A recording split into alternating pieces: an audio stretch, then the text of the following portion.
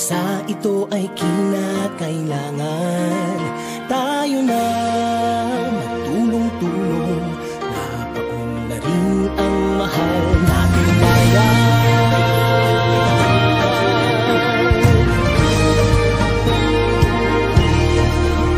Panahon na magbabago at iayos ang mga dapat ayusin.